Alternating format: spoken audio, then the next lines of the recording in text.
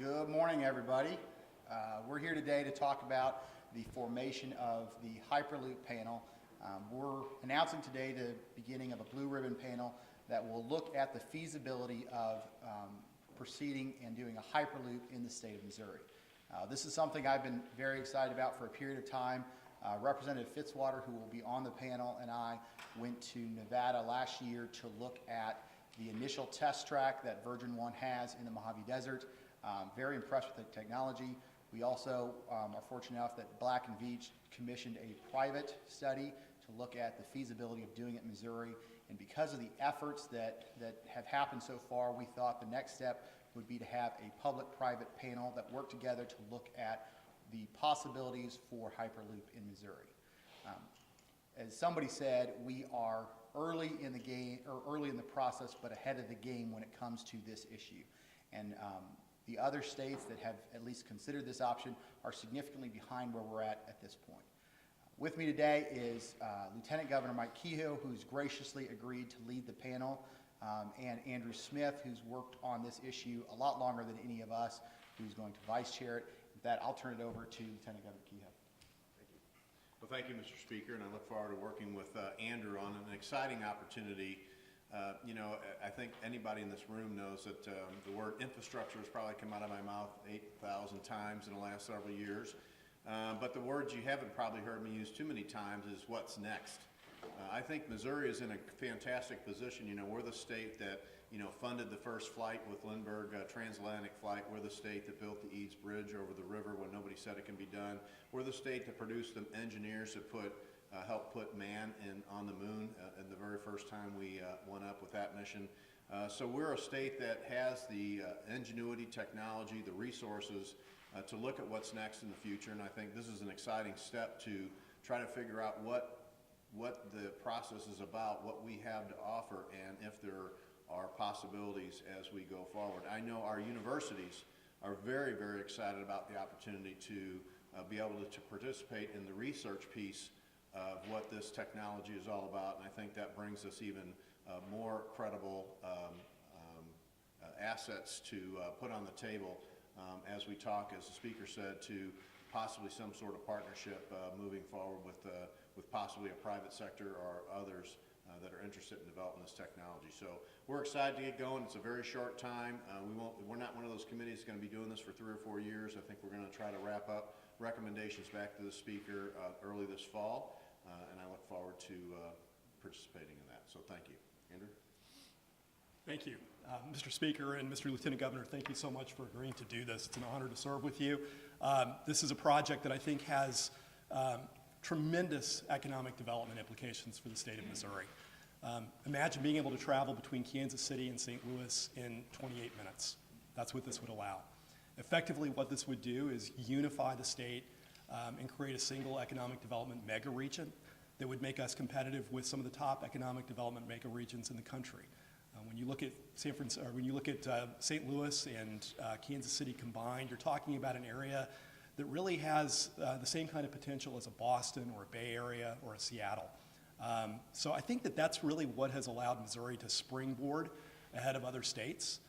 We've had phenomenal leadership from the public sector on this, I think more so than any other state, because it is viewed as an economic development opportunity for Missourians. So I'm looking forward to working with everyone on the task force, on the Blue Ribbon panel. And as the Lieutenant Governor said, we hope to have the results and recommendations back to the Speaker sometime early this fall. All right, what questions y'all have? How do you avoid the problem that California's had with running out of money before their project is done? Well, first of all, that's really what this task force is assigned to do, is try to figure out the feasibility of this. Secondly, I think there's a variety of factors we're going to look at, combination of to try to determine if there's a public element, a private element, federal funds, opportunity zones, a variety of different things that we're going to look at to see if it's feasible to do. Obviously, the work that Black & Veatch did early on was very helpful in getting us to where we're at now.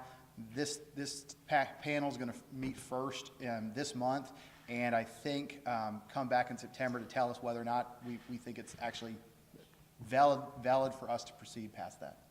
Why the focus on Hyperloop instead of more proven technology like high-speed rail? Well, first of all, high-speed rail is about 1/3 as fast and costs more than the Hyperloop would. Second of all, I think if you look forward 100 years, what our transportation will look like in 100 years, I think Hyperloop has much more far-reaching promise than high-speed rail does. You know, the idea 100 years ago, Missouri was the gateway to the West because we started the interstate system here. We want to be the gateway to the world and start the Hyperloop here. Speaking of the interstate, some might say you can't even figure out how to fix I-70, now you're talking about this. How do you address that? Well, first of all, you know, it's not like we're standing here saying we've got a concrete proposal to start building Hyperloop next year. We're looking at the feasibility of doing it long term. Second of all is obviously our legislature this year has spent a lot of time trying to figure out how we're going to work on I-70, how we're going to work on roads and bridges around the state.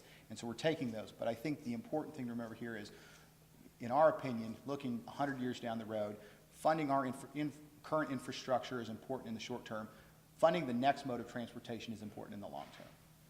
Private entities have been involved in discussions and have any been upfront about offering possible funding for this? To date, I've not been aware of any private enterprises that either we have approached or have approached us.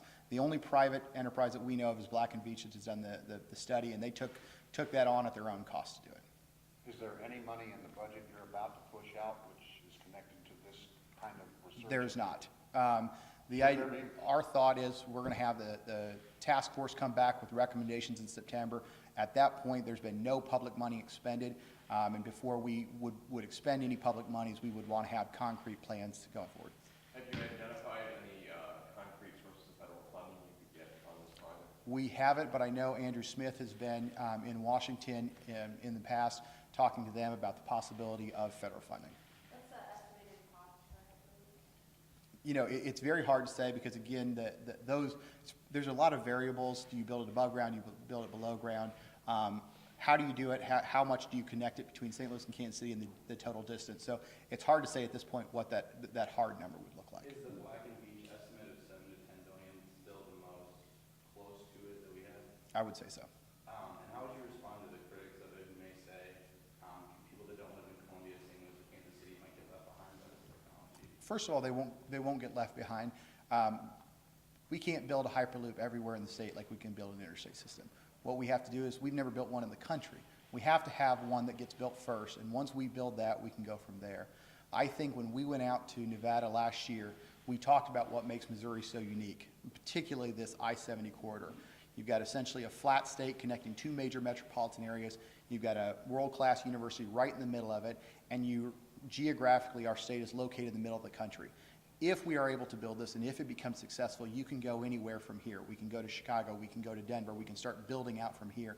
Whereas opposed to some of the states that have struggled with topography and also you may be backed up to the water and can only go one direction, Missouri is very unique in this opportunity. What do you say to people who think this is just science fiction and you guys are smoking something in order to talk about this? Same thing we said 200 years ago when the idea of a federal interstate system was being discussed. Sure, is it a really big project? Absolutely, but it's also a transformative project. And throughout history, there's been a lot of people that have told the dreamers that their ideas were too big for them, and those dreamers continue to dream and continue to work, and essentially tried to turn those dreams into reality, and that's what this task force is about. In October 2017, Patrick McKenna told me he loved the idea, but he had no idea where the money would come from for this project. What will MoDOT's role in this project be? We're going to keep them apprised the entire time, and we want their input the entire time. But the task force that we're putting together today, which involves Representative Fitzwater, Representative Grier, a couple of senators, but also a variety of other people, that's what they're trying to come up with: is how do we fund it, and how do we do that with MoDOT's help and with the state of Missouri. Do you anticipate this group forming some sort of tax credit proposal for a private partnership to come in and do this? At this point, I don't think that's ever been discussed. Do you, when you went out west to view this, who paid for that trip? I pay for myself. Will you guys be working with Hyperloop One since they're getting ready to do a more in-depth study themselves? We've had conversations with them. I believe Andrew's had quite a few conversations with them. Last question, guys. How bipartisan is this group? You know, it's public and private. I don't know. I honestly can't remember who the senators are that were picked from the Senate to be on it. But I don't think anything about moving transportation forward is a partisan issue. I think it's a bipartisan issue. If everything went perfectly, what would the timeline be? They're going to come back with recommendations in September, and we'll go from there. Thanks, everybody. One last